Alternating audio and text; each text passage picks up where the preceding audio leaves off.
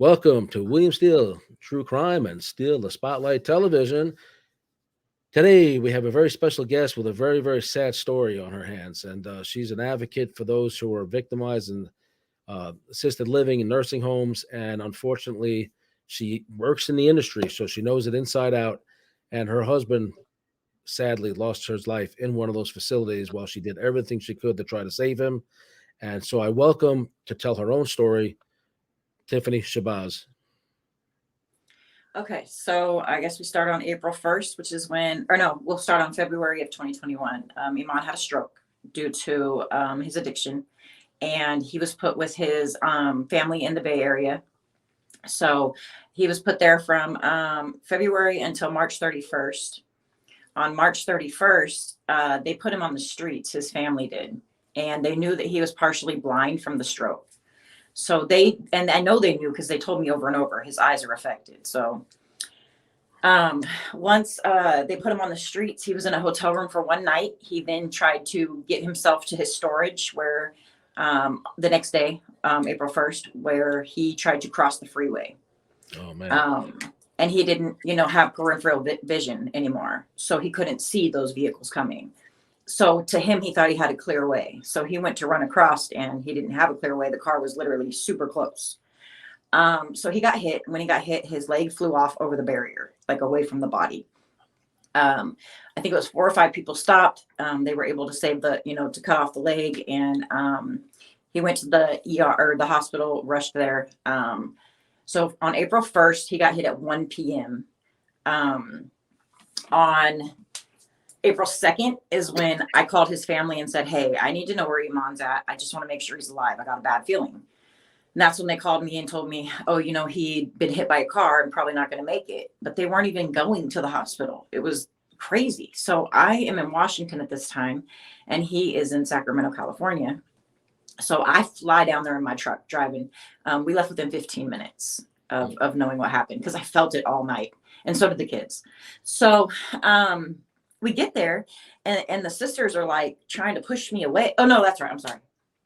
On my way there, I called the sisters. So they didn't know anything until I called them. And I thought, they were my sisters, so I called them to go and stand by Iman until I got there. That's what I forgot to say.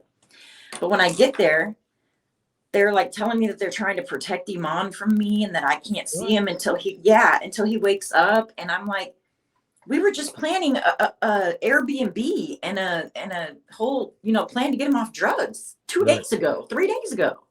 What do you mean, So a couple days later, they wouldn't let us buy him, mind you. Go ahead. Did you want to say something? No, good. Oh, a couple days later, they call me with this attorney. And the attorney tells me, hey, I'm Iman's grandma's attorney. And I'm like, Iman doesn't have a grandma. What are you talking about? And he's like, oh, well, I'm Lorene's, grandma's attorney. And we just got her $600,000 and we can get Iman $1 million. And I'm like, but I thought he was calling to let me in, to the hospital because I've been begging to be by his side. Nobody was there. Right. And no concern, no compassion, right? Cut to the chase. It's all about money. It was, yeah. And then I'm like, he's talking about this prosthetics and all this and how, if I don't sign for this attorney, for him, then, Iman's not going to have medical coverage. He's not going to have a prosthetic. He's not going to have none of this. And I'm like, but I thought you guys said that his leg was cut wrong and that he couldn't have a prosthetic. He goes, oh, girl, that's even more money. And I'm just like, how this can't disgusting. be real. Right. Yeah, I was like, this is shocking. So I called for my own attorney because I knew that I was Iman's medical power of attorney. We had just done that in 2011 when he had a surgery. So I called my own attorney, told him what was going on.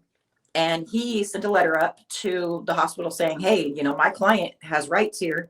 They've got kids together. She's on his power of attorney. And they all lied and said there was no information of mine. But I'm on the front page. Right. I have all of it. So they denied me being able to stand there with him or with them while they decided if he lived or not. They call the kids and say, you have 2 minutes to talk to your dad. Well, there's 4 children. What the hell? And then I'm like, and they wanted to make sure I knew that they were doing it too, because then the other sister's like, well, it's because Lorene was just there too long already. So you didn't let him call his kid here. Like he's on life support. He wants to hear his children, Right. Anybody would. It was horrible. So finally, when Iman wakes up, he's like persistent. No, I want my wife here. So it's in all the notes and everything that says that Iman told them that he wants me there. I get ready to go, and it's like midnight, and I'm supposed to go the next morning. And the sister calls me and says, Iman doesn't want to see you. He only wants to see his kids. You can't come. Cancel your flight. So it took a couple more days. I don't know, 3 or 4 days for me to push around. And they finally said, yeah, I can come. And that when I came, that nothing could change, that I had to be there the whole entire time until he, left the hospital. So when I get there, the sister wants to meet me at the hospital. And she wants to meet me at the hospital to show me that she has bailed out. How do I say it? Child predator. She bailed out that she had what? How do I say it about my brother-in-law? Okay, so you have a brother-in-law who's been charged and not convicted. So it's public information. It's been in the news, I assume, and and you guys are all aware of it, of crimes against children, sex crimes against children. And so, what's going on with him? You could probably say his name here too. Has it been publicized? Oh yeah, it's everywhere. What's his name? Over. Ashanti Maurice Deaton. And his nickname? His nickname is KK. Okay, so KK, your brother-in-law. Go ahead. He has had priors since 2015. He has been known for touching baby boys, more than one. And so the time that my husband was in the hospital at this time, they had just bailed him out after him sexually abusing my nephew. So they all of a sudden wanted me to be there face to face. And it was because they had him on FaceTime and they wanted me to see they bailed him out. I still don't know why. I don't know why they would show me that and think that I don't know what they were. I think they were trying to see if I was going to keep it quiet. Right. I think that's what it was. You don't seem like the type to keep it quiet because you're trying to do the right thing here and expose what's going on and get help for your husband. So yeah, exactly. Well, and these children. But okay, so she has me meet her there. I'm telling her, like, I don't want to come while you're there, but nicely, And she's like, no, you have to, because I'm not leaving until you get here. So I get there, she fakes a hug on me and puts the phone in my face and says, say hi to KK, just like that. And I didn't say anything. How? I don't, what do you want me to do? I was stunned that you even got him out. Why is he out? Right. So I go up to the room and I'm with Iman. We have an amazing time. He tells me that he's sorry for everything he did while he was on drugs, like everything. He's just trying to clear everything. So because he almost died, he almost didn't get to. Right. So that's the first day. Therapy comes in. Therapy didn't know that Iman could talk until Iman looked in my face and said, I told him to sit up better because I could see his head was down while the therapy was there. And I said, look into my eyes, baby. And he looked in my eyes and he started talking to me. And the physical therapist said, you can talk? And he goes, yeah. And she goes, were you waiting for your wife? And he goes, that's what I was waiting for. So she noted all that, So all these subsequent stories that I've heard about, like later on, he doesn't want anything to do with you, a bunch of BS. And you've got plenty of proof about this. Go ahead. Yeah, definitely. He also did tell the nurses that he wanted protection from his sisters on the second day or the third day. So that's why I know I have a huge case, because those nurses seen what happened to Iman. They seen how he would tell them he was talking fine with me there. He was just scared. He's terrified. He has no leg. He can't fight back. He don't know where he's at. He don't know what he's done. So it seems like I remember there was something about this that came out on some of your social and elsewhere, that there was a massive lawsuit they had settled, and that same attorney was now reaching out to you, trying to turn this into a money grab. And they're not even in his life yet. They're trying to ingratiate themselves to get on board with a lawsuit and then marginalize you and push you away when you're trying to get this man healed and back into your life and your children's life. And all they're thinking about is dollar signs. And because you have a different agenda, you have the right agenda, they're trying to get you the hell out of the way. Yep. And that's exactly how it was. And they kept telling me, if you don't sign for this attorney, because they would, I have text messages, tons of them. Unbelievable. If you don't sign for this attorney, you're putting Iman in jeopardy because he won't have medical coverage. And I'm like, what? Are you talking to? I don't know who you're talking to right now, because I know better than that. Right. They're trying to run a scam on you. It sounds like, unbelievable. Well, and then they said their plan was to get him Section 8, and then they would be millionaires from his money. So they would just hire around the clock nurses in his own home. I said, what? That wouldn't even be working. He has you, a loving wife, kids, and you happen to be a CNA, so you know exactly how to care for him. And they're estranged from him, so they got no business even coming back in, other than maybe to try to show some love and support to you and the kids and apologize to him for whatever the history is. I don't even know. Instead, it's all money, money, money, lawyers, lawyers, lawyers, while you're losing your mind. I'm trying to save his life and get him home.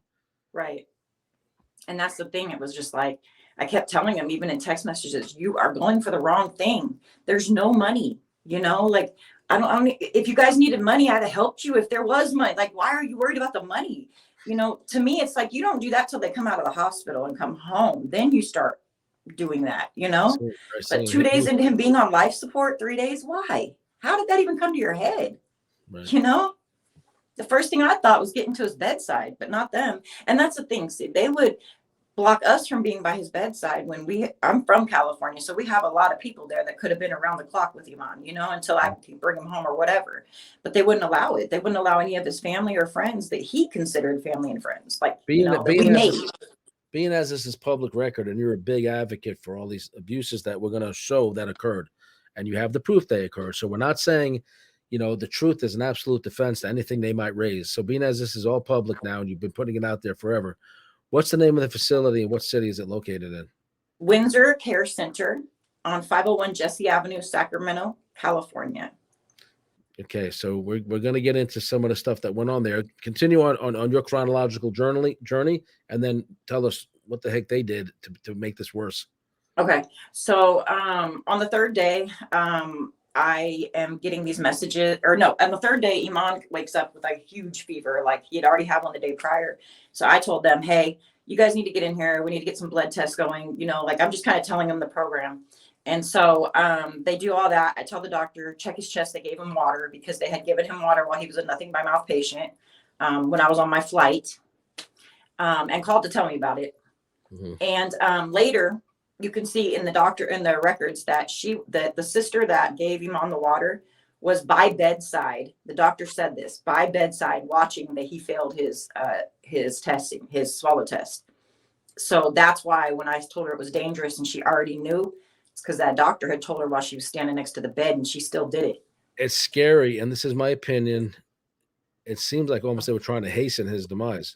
Actually, you had just heard the doctor say he can't swallow. He's on a no swallow. Nobody's around, and you're giving him water. Yep. She said she told him if he could take it, he could have it, and she walked out. Wow. What did the attorney that you were talking about that had the earlier case with that side of the family, was he ever directly in touch with you and or the facility? No. He was in direct touch. Well, he talked to me once. That was that. Yeah, right. Okay, yeah. Time. Right. But other than that, no.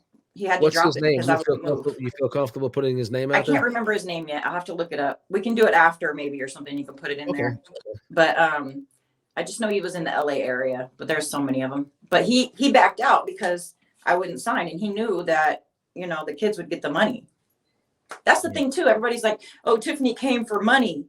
My kids get money. What do you like? If he doesn't have child support, I've never done that. But if something would have happened to him, my kids would get, why do I have to take care of him for that? You know what I mean? Like, I did this out of love. Right. But okay, so let's get through it so we can finish and not be too long. So then, like I said, the third day, all of a sudden, he's sick or whatever. I turn my phone off, and I'm not paying attention to it. Me and Iman are just doing our thing. I'm turning slow music on. I'm just trying to relax his body, let him know we're okay. So they're texting, and I don't know it. All of a sudden we get forced I think it was later on at night, we get forced for Iman to talk to his sister, Tasha. And they say, you have to talk to her. You don't have your own rights. She has, she's your rights. She's the only one. And so Iman's pissed because this is his baby sister, So he gets on the phone and she goes, you need to tell Tiffany to leave. And Lorene's going to come up. And he goes, no, in front of the nurse. She says it again because she's trying to mind fucking like, or, mind, right. Twist his mind. And so she says it again. Tiffany needs to leave. And Lorraine's coming up. And he says, no, this is my wife and my best friend. She then says it again. Are you trying to tell me you don't want Lorraine to come up there? And he goes, yes. And she hung up. He hands the phone to the nurse and says, guess she's pissed, you know? And Right. so he told them not to come up. So then he goes to the nurses that are getting ready to get off shift and tells them, I don't want these people here right now. I don't know what their problem is. I don't know why they're acting like they're in charge of me, but I'm not safe or something, I'm not feeling safe. So they said, okay. They went to the control center. They told them everything. Tiffany's to stay here. The sisters are to stay out until Iman is ready. They didn't want to take that. You posted some paperwork on your site verifying that. Oh yeah. It even verifies that I was the I was his only power of attorney, like medically. His what do you call it? Advanced directive. We had already filled one out. So to be clear to my audience, Tiffany is the only one he wants to see. The sisters seem to be involved only, for money, seems to be, my opinion. The nurses are aware not only once, but several times and in writing of this arrangement. They're not supposed to be there. Tiffany's the only one allowed there. What happens now? So I get this message that says, are you trying to keep me away from my brother? And I'm like, no, I'm holding his hand. I'm taking care of your brother's sick. You guys don't need to give him water. I don't know if that's what it is, but it's seeming like it is, So because they were getting messages about billing their brother out from another victim's parent, they thought that I was part of that. Mm-hmm. So they started plotting on me, thinking I was plotting on them, but I don't even have that mind frame. I'm just taking care of my husband. Right. So I said, no, whatever. Oh, so then that's right. So then we're just, it's later at night, it's dark, turn the lights down. I've got the music playing again. We're calm. And this charge nurse comes in and flashes a flashlight in Iman's face. And now you can't do that with a TBI patient because you don't know if they have strokes or seizures. I mean, you don't know if they have seizures yet, from light. The light or flashing light can trigger a seizure. Yeah, and she didn't even know. It was so crazy. So she comes in, she flashes this light in my husband's face. And she says, Lorraine is here and she wants Tiffany to leave. And he says, no. She says, but Lorraine wants to come in and, Tasha's in charge. And he goes, I don't want her in here. So she goes out and she comes back in and she makes me leave. She says, I have to go and I can come in real early the next morning. Right. Mind you, his sisters do not stay. They leave. So they've left this man in the hospital all the time, maybe an hour every other day. Okay. I could have been there all the time. That's what you're supposed to do. Right. So I'm outside and I get this text message that says, on accident, mind you, I get a text message from Lorraine that she's giving to Tasha. And it says, Tiffany wouldn't even look at our brother KK. She just said hi and bye. She's been talking about her brother. What a liar. In my opinion, what a liar. And I have that I can show you so you can put it with, this or whatever. So now I'm just like, what is going on? I couldn't think their way. So I was just scared, period. I didn't know what was going on. So then the girl that put KK into jail, which is my sister-in-law, she called me because she knew I was outside of that hospital. And she said, you want me to come up and sit with you? And I said, yeah. So she came up and sat with me. A little bit later, Tasha pulls up. She's got a letter in her hand that says that I am no longer allowed to visit her brother, and gives it to the security. You sent me that video a while back. You actually filmed that because I know there's certain laws in different states, but obviously you're getting to the point where you're afraid for your life and for your husband's life with these people coming around and giving them water when they were ordered not to, and only talking about money, and lawyers. So I remember seeing that video. What happened during this incident? Tell my audience. So she runs up, she sees that I have Tatiana there who just put her brother in jail. And she flips out and starts saying, you're not good for my brother. You never have been. And telling the security guard, like, I'm not supposed to be there, that I'm trespassed, all this, right? And the security already had kind of seen me out there and talked to me a little bit about what was going on. So he was like, this chick's crazy. I already know. Like, I can tell, So she leaves and I stay out there the rest of the night because I promised Iman that I would do that. He was very sick and I don't know what was in my mind of being there, but I just figured I could get up there if I had to, if something happened. That's what I just felt like. I don't know. So I stayed there all night. Next morning, I go in, I sign up because it's COVID time, so I got to get my temperature done, all that. I'm waiting and charging my phone when the two sisters come into the hospital, and they are sitting there like this to the social work, or no, the security guards, and saying, yeah, Tiffany's on drugs. Yeah, she's on drugs. She doesn't need, she's bad for my brother. She's dangerous, just all this stuff. And I'm like, what the heck? Like, I just couldn't believe it was happening. So this nurse comes up to me. It sounds like libel and slander all day long. That's why I'm like, yeah, I have so much on them. So this nurse comes over to me, this RN, and she's like, hey, she's like, I think she said she'd seen me up there before or something. And she was like, let me call Iman. And so she calls Iman up and she says, Iman, who is Tiffany? And he goes, that's my wife. That's my best friend. She goes, it looks like he knows exactly what he wants. Why are you guys doing this? Like, what? And so the social worker then takes me outside and tells me I am trespassed, that she knows because she's seen the notes from the physical therapist, and that Iman was doing better with me, but she don't care. And I can deal with it with the other facility. I go home. We're searching for Iman for 5 days. They're not letting us call, which they wrote down in the notes. Thank God that they had been, not letting them have his calls, because they're in trouble for that too. I finally find him at the nursing home. That one is the Stockton one. It's called Windsor Elm Haven. So it's the sister facility to the one in Sacramento. Mm-hmm. And it's on Pacific Avenue. So he gets put there, and we get a FaceTime with him. That's when you'll see him say, I need help. I don't know. Did you see that one? Yep. Yeah. So it says, I need help. And I'm like confused. Like, what do you mean? Like, you're there because you need help? What's going on? And he shows me the video, or he shows the phone to his sister standing in the window. And he goes again, I need help, And I'm like terrified. So I'm just trying to keep him calm, even though I'm not. And I'm like, you're going to be okay. Soon, Tasha won't have any rights over you, and all that. After that, we didn't get to talk to Iman for 30 or 31 days. That was their punishment for us. Wow.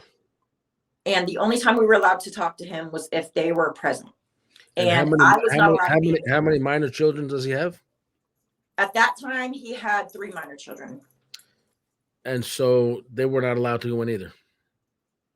No, actually, only one was in Sacramento. And she got her phone taken, and she had to stand up, or she had to turn around and show them that she had no more devices on her. And this is a nursing home in Sacramento. And she was 11. What gives them a right to search anybody? Where's their law enforcement? Where's their search warrant? That's what I said. And mind you, they trespassed me the first time. Well, we'll get to that in a second. So anyways, he's at the Stockton one. He's like, I need help.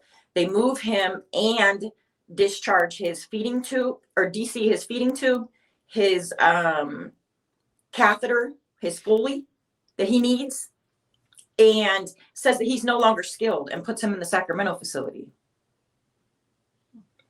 They didn't put him in physical therapy, not one session. There was not one no wheelchair. They just borrowed one from other residents. They stopped his phone calls. They stopped his food that we sent. They would not let him have his food that we sent. They just watched him decline. The sisters literally just watched him decline. They would call us every once in a while. In July, they were trying to get him a place to go because somehow Medi-Cal was frauded. And so Farrah from Blue Cross said, we're not going to pay for this because you guys lied and said he went home with his sisters, and he's not home. He is now in a new facility, and that's not what you guys said. So they said that, they couldn't help pay. So I think that's how the sisters got his SSI in their account, because it said he went home. Oh, wow. Because see, Tasha has family members that worked in the first facility in Stockton. That's why he was saying, I need help. And they're talking, because he was watching them at the window talking. So they did every illegal and underhanded and slimy thing they could to get him where they wanted him, to create distance and better control what they wanted, which was obviously part of a lawsuit.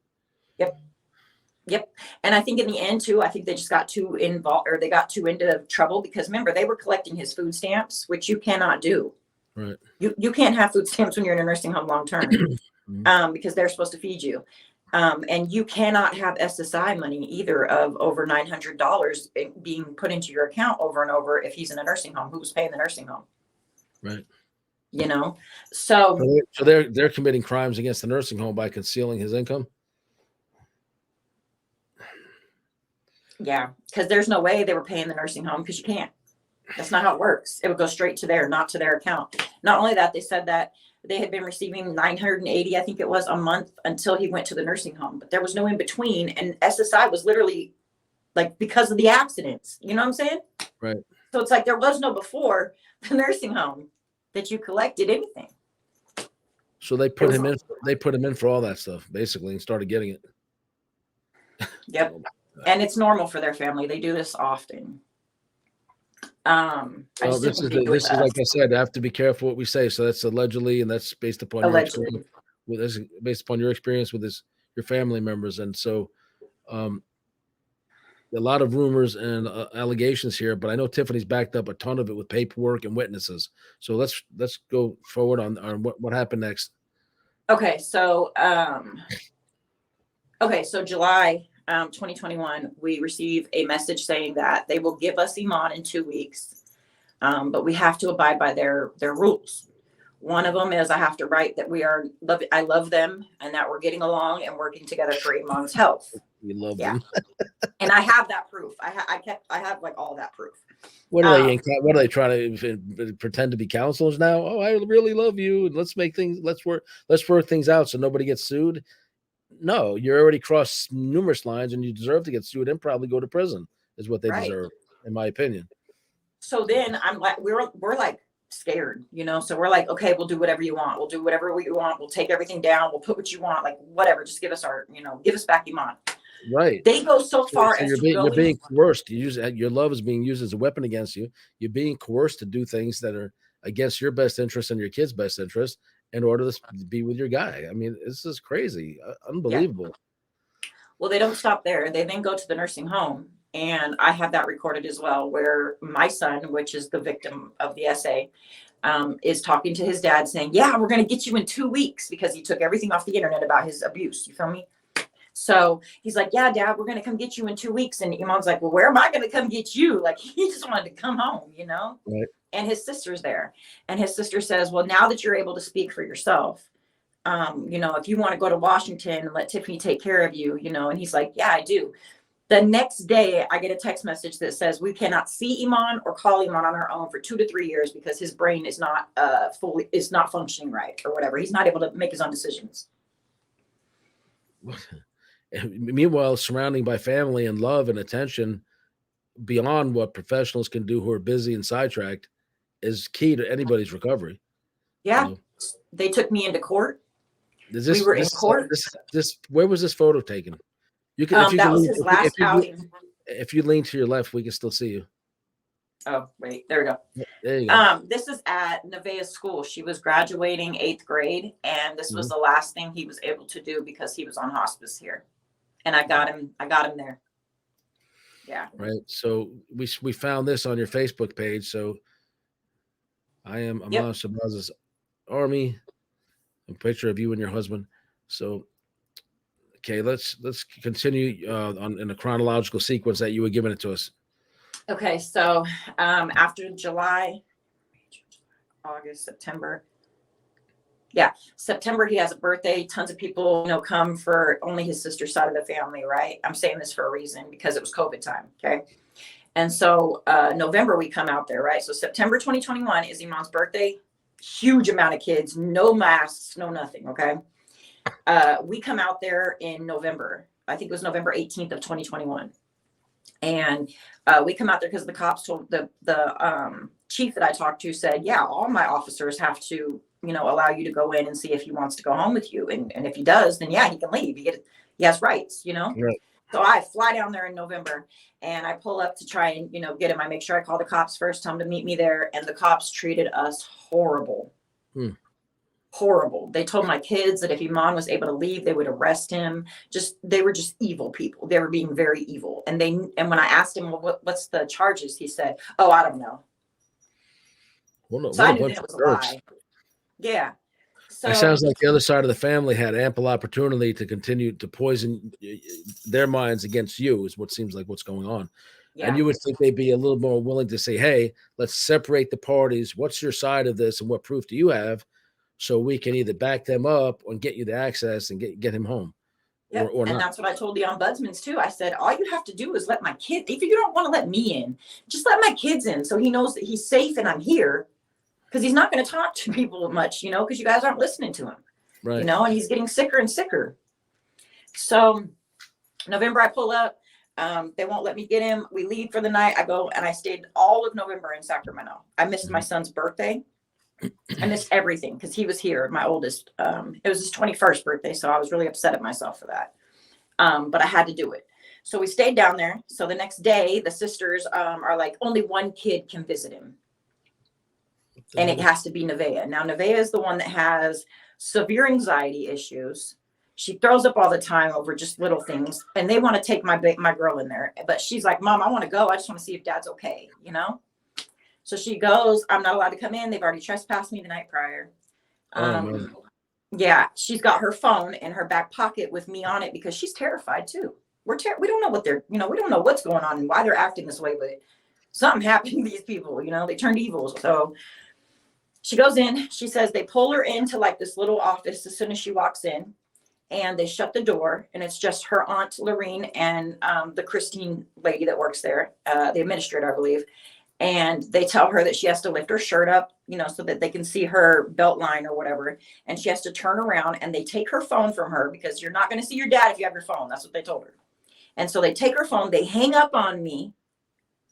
And I don't know what's going on now. I'm outside. The phone hung up as soon as she goes in. I'm terrified now. I'm trying to text the sister. You can't set foot in there. You can't set foot in there to rescue your daughter, or they'll say you trespass and put you to jail for no reason whatsoever. Yep, they had me really. What a bunch of snakes. My God, what a bunch of freaking snakes. And I don't know the law. I'm not a lawyer, but I was a law clerk when I was incarcerated. And it seems like you cannot search a child without permission from one of the parents, or without a warrant or somebody there. That's ridiculous. Who the hell are these administrators and the other side of the family to order, essentially a sort of an invasive search of your minor child? That is insanity. That's as and then they also broke the law because once she got there, she didn't get any time alone with Iman. They wouldn't leave her side. She said they locked her in this room where they played Jenga together, but that Christine was like this outside the window, just watching the whole time. And so she was like, it was like, being in jail, You're trying to intimidate your husband from saying anything. Yep. So she says that Lorene's trying to talk to her dad. They're in the bedroom now watching TV. Lorene's trying to talk to her dad, and Iman's pretending like he don't hear shit she's saying, right? And she goes, so Mom, I waited until Lorene was gone, and I was like, Dad. And he's like, yeah, and just answered me. And she's like, he was really pretending like he didn't hear her because he didn't want to hear it, So she says, then they bring in, so when we sent food, we sent him hot sauce because that's his thing. He needs hot sauce, and food in there's nasty. So at least give him something, Yeah. My daughter goes in, the food comes in for Iman to eat, and she goes, Mom, it's supposed to be fish sticks. She goes, but Mom, it was like soup, like when you put them in oil too early. And they just served it like that to Iman. And she goes, Mom, Dad literally looked like his whole face. She was like, I could tell that he was going to puke. Like, that's what he looked like. So then Lorene notices this and goes over to Iman and says, too bad you can't have hot sauce, huh? So that my daughter can hear. So these people seem incredibly cruel, unbelievable. And hot sauce he couldn't have because he was diabetic, they said. Have you ever heard of a diabetic not being able to have hot sauce? I haven't. I don't know the rules of that, but he's not a prisoner there. So he certainly could have hot sauce if he wants it. So. Yeah, and they took his hot sauce. They took his blankets with our pictures. Like, they were just trying to it was horrible. We went through that. Mary and I exposed corruption and abuse and abuse of seniors, triple billing practices, waiver fraud, all kinds of abuses at a local assisted living facility in Fort Wayne, Indiana. They have assisted living all over the Midwest, and they have a business model that really exploits the Medicaid waiver. And so we were going and going. I'm not going to say publicly about where this case is at today, but it's in a very, very good place finally. But initially, there was all sorts of false accusations made. There was a point of time where I was given power of attorney over an elderly friend there. And I am so cautious to make sure I did the right thing with her money that every request she made, I videotaped it. She has 3 requests. I want McDonald's. I want a blanket with cats on it. And she needed an attorney to fight off this guardianship they were trying to impose on her, right?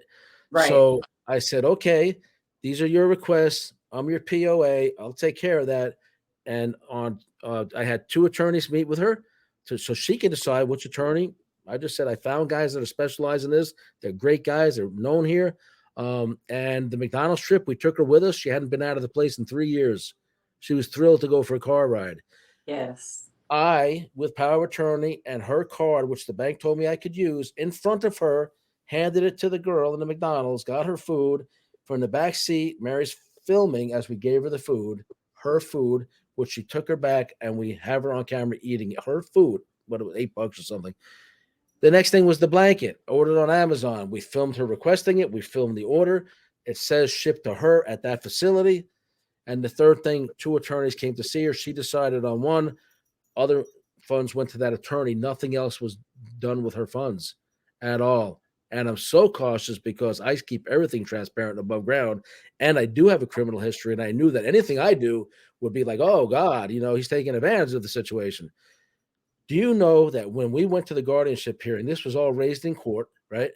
Mm-hmm. And the judge was kind of going to let it go. Like, you got the POA. Okay, it's legitimate and everything. But, where did this money go? And I'm like, well, the other side was saying that, the other side attorney. And then they were moving on to something else. And I was a law clerk. I'm very outspoken when the time comes. I know how to respectfully approach the court. I said, that's not going to go unaddressed. Here, McDonald's, and here's the video. Here, the blanket, and here's the shipping thing right to her. And matter of fact, there's her lawyer sitting there. Sir, where did that money come from and who authorized it? Oh, Betty authorized that. And it was paid. I was paid directly from her account, that exact amount that we're talking about. People who only saw the legal filing in court were like, oh, you take advantage of somebody. The sky's falling. The judge says, okay, I'm satisfied with all that. And everything moved on. But we had photographs there of myself and Mary in her room. And I think in two different places. And the same thing was going on when the people were trying to strip her of everything in relationship with us and take this guardianship because she had a lot of money.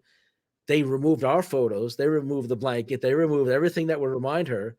And then they put a trespass thing on us that we couldn't see her, despite that the judge saying there was nothing untoward here and there was nothing inappropriate ever.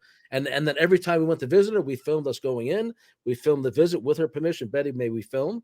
And for the judge and for your guardian ad litem, so we gave her first name here. But yeah, it was all above board and filmed.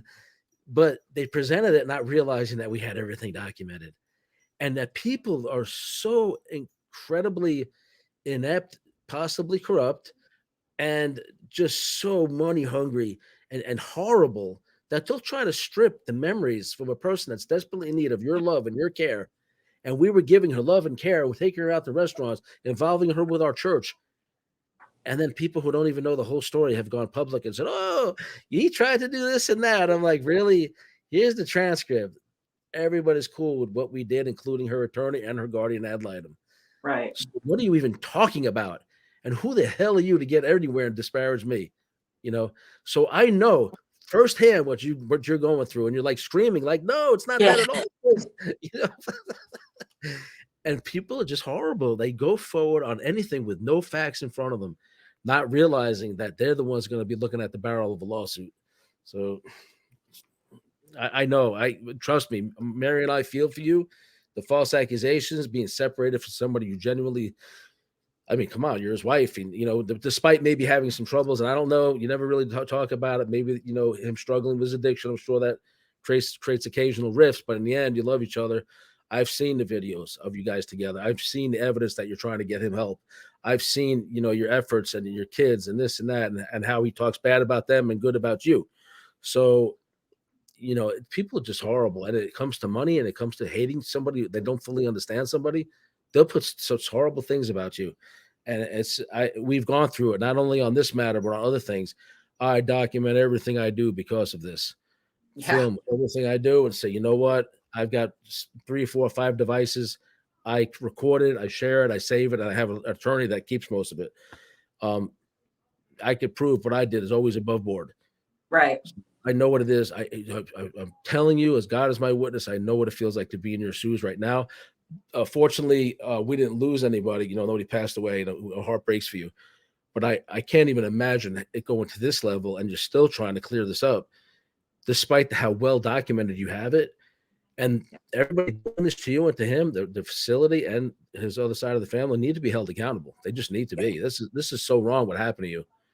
So, yeah, and that's what I'm, the biggest thing I'm out for is that I need to make sure that everybody's held accountable. yeah. Everybody. Yeah. Mm-hmm. Yep. Okay, we were at November, right? So I stay there the whole month trying to fight for him to come home. This is in 2021 still. So then December, we finally are able to have one phone call with him. And then when we call back the next time, we're not allowed to talk to him again. We are then told that for Christmas Eve, he had to sit with the elders and that they wouldn't let our kids talk to him and say happy, or Merry Christmas or anything. That's December. And then there's January. Okay. So then February of 2022, well, February 10th of 2022, I win in court finally, get conservatorship over Iman. When I get conservatorship, I make sure I do it the reason I was doing it for, which is I'm not putting conservatorship on Iman because he's incompetent, because I know that's not it. But what I'm doing is he needs medical attention and nobody's giving it to him. I have people on the inside sending me pictures. You can't tell me, so I made sure. I remember some of the things you complained about were like feeding tubes with mold in it and horrific conditions at that place. Oh yeah, horrible. I was just, and now I have people that are reaching out to me. I actually have a video from one of the EMTs have you seen that one yet? No, I can give links to your stuff on the description here. Yeah. So I have a video of the EMT lady saying that no matter what, even if family were in there, they knew that they were leaving Iman in a bad situation. Right. That she said, there's no way that you can't tell. So it wasn't just, me complaining. It's like this place has needed to be shut down for a long time. And that's why I fought so hard too. What makes you so credible is not just the fact of the way you documented things, but what do you do for a living? Yeah, I'm a CNA caregiver all my life. You know exactly what policy and procedures are, what's required by law, what's required by common sense, by best practices, health practices, training. They're complying with virtually none of it. Well, and so that goes to this though, licensing, keeps trying to say that, there's nothing found in all this. And the guy that's now reaching out to me is an RN, he says. And so I just plainly asked him, well, if you're an RN, how come you didn't know that my husband needed to have physical therapy for for 8 months? Like it had to be the first 8 months. You can't just wait. You're an RN. You know that. Now they don't want to talk to me. But it's like, you guys knew. That's my thing. They should have just let him go. You knew he wasn't getting physical therapy. You knew there was only one care aide for the whole entire place. Usually you knew he wasn't getting his blood pressure taken. Like they knew that they put him on blood pressure medication, knowing it wasn't from that. It was from the stress of being in that place. That's like unlawful imprisonment. How are they justifying not releasing him when he wanted to go home and there was really nothing holding him there other than, no, we're not letting him go. Right. They took his cell phone. They took his phone. So he couldn't call us. And they gave him one of those phones that only works off internet. Well, we know how internet is in the nursing homes. And they took all of his all of his phone numbers. They took everything to get a hold of us. Laptop, all that. They took it all. And they also went down and signed for his property to be taken out with his own signature. But I thought he was incompetent when he was in the hospital. So like it's just all these things that they've done is just, it's sickening, and everybody's let them get away with it, And okay, so so February. I picked him up in February 14th. It was on Valentine's Day. That was my Valentine's present and his. That's nice. Yeah. We go we're in Sacramento already. Oh, we're in Sacramento already. We go down to the courthouse, we pick up all the paperwork, and we go straight to the nursing home. And I'm not allowed to enter the nursing home, remember? So my son, who is also a minor, goes up with the paperwork and says, here, I'm here for my dad. You got to let my dad go. And it's a judge's order. And so they took a while to let him out, about an hour and a half to 2 hours, I think it was. And finally they let him out, and she says I can pull up. So I pull up and they bring him on out, and he's just this little tiny I didn't even know it was him. I didn't even know it was him at first. Me and Momo were like, oh my God, like he was just so tiny and Refresh my frail. memory. The full time frame from the accident to that day is how long? So April 1st, 2021 until February 14th of 2022. So Man. less than a year, but not too, like maybe 8 months, I think, something like that. And almost since the very beginning, you've been trying to get him home. Oh yeah, since April 1st, I've been trying to get next to him, get him home. Yeah, So definitely. he's in rapid decline. There's mold. There's lack of care. There's weight loss, significant weight loss. He's pleading to come home. He's telling people he's unsafe around the other side of the family.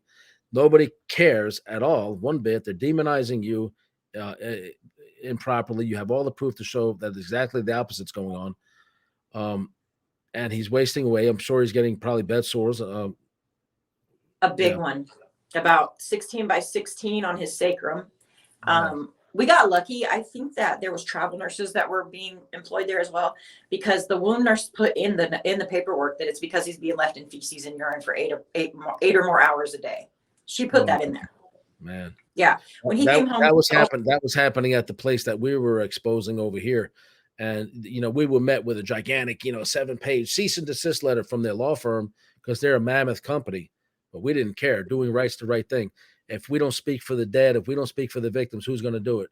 So that's why I'm gravitating to your case and allowing you to tell your story here, because I see how passionate you are. It's a passion that Mary and I, it's often misunderstood. And people can call your methods and my methods unorthodox, but they're not illegal. And we're trying our best in our own way to get the truth out there with the evidence. So I saw how persistent you are. I said, Mary, we have to have her on. We have to have her on. So, what happened now? So I bring him home, and we come home. We have a rib dinner cooking for him, and he eats that. Next morning, we wake up and to a knock on the door, and it is Adult Protective Services. So I've just taken my husband out of this place. He's terrified. He keeps asking me over and over, I don't ever have to go back. I don't ever have to go back. And now APS is at my door, and they are saying that they have to have me leave the room so that Iman can talk alone, which I was scared too, because I knew he was scared. But I just told him, I'm right here. Like, I'm right outside.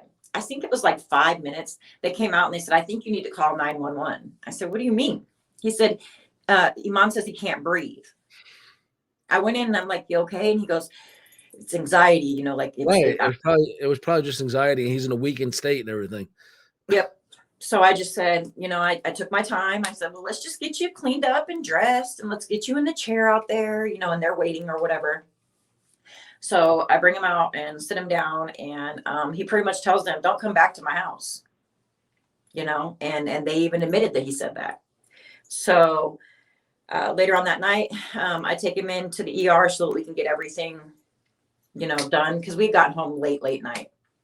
And I go in there, and the doctor looks at Iman's stuff and goes, I mean, yeah, the feeding tube's dirty, but that's not going to make him sick. What? And I said, well, I need you to do blood work on my husband. You know what I'm saying? I don't see any reason. You have to check for, at this point, you have to check for sepsis. And he did. He had sepsis. Yeah. So I'm not even a doctor. I know at that stage you have to check for sepsis. Oh yeah, he had sepsis for months probably before this. Well, no, not months. He had the infection months before. And sepsis. For my audience, what's sepsis and why does it matter in this case? Sepsis is when the infection gets to your blood. Yeah, gets to your blood, and it can kill you. It can literally take your life. It's when you're not giving antibiotics like you're supposed to, and it turns into your bloodstream. It's very fast. Once it's in your blood, it's very fast to take you out. So yeah. So when I got Iman, I didn't realize, until he was, in his dying stages here, I didn't realize that he was literally that close to dying when I picked him up, because he was already starved for days, for months. You know what I'm saying? So that was already gone. His infection in his body, or the urine that came out, was brown clumps. So that's meaning that it's been in there a long time.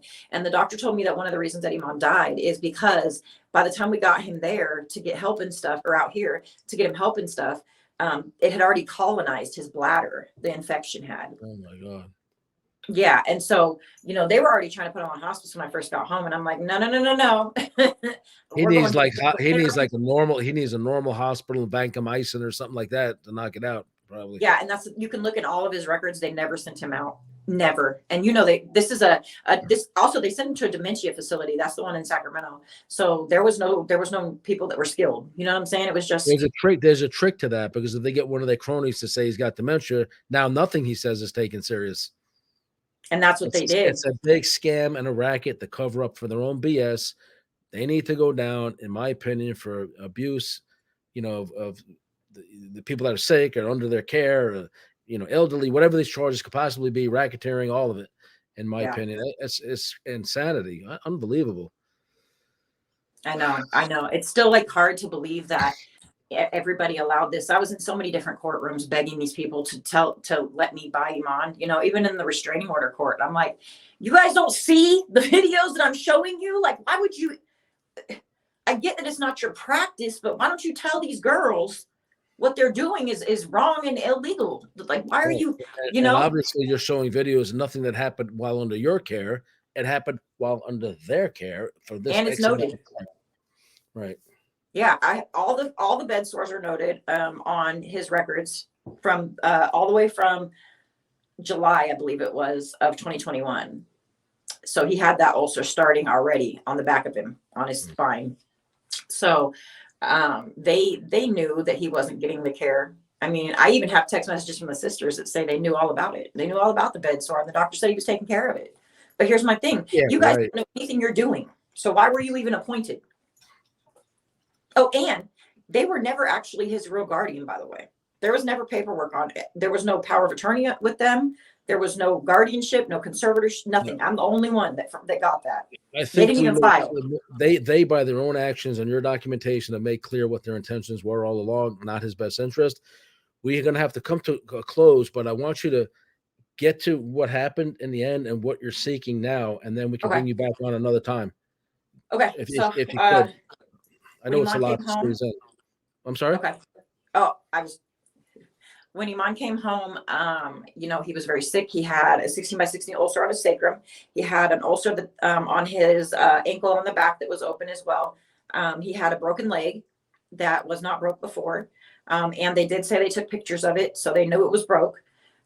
He was 300 pounds going in there. He came home at 150. Oh my gosh. He was said to be diabetic, and so they were giving him insulin over and over and over, and he was never diabetic. I had him tested. So by the time he got home, he was real sick. I put him through physical therapy, all of that. But all the doctors, like they said, these medications are going to stop working because he had an infection called Pseudomonas. And Pseudomonas never goes away. Right. Now, it doesn't have to be deadly if you get it, get it in time, but his bladder had colonized with the Pseudomonas. So Iman passed away on October 21st of 2023. He passed from sepsis and from the bed sore.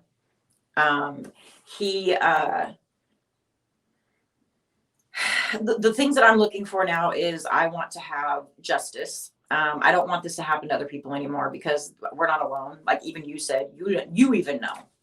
So I want to be able to become an advocate for other people as well that need me. There's a lot of people that need a Tiffany in their life, that are in these nursing homes. Mm-hmm. So my big thing is change and accountability. I'm going to be a huge advocate for change. How this was handled with Iman was poorly, and it could have been handled a whole different way and he'd be alive still. I know there's talk and rumors in the background going on about possible lawsuits and racketeering cases and stuff like that. And Operation Tornado Tiffany's coming, basically. Yes, that's right. So we want to get the attention of those who are in the advocacy arena to reach out. All the links are in the description. Follow her and her cause. And if you're in the legal community in that part of the country in California, please reach out, see what you can offer in terms of assistance and representation. I have a couple of attorneys that we're going to run this by as well, but they'd have to probably get involved with somebody out there because not necessarily centric to California.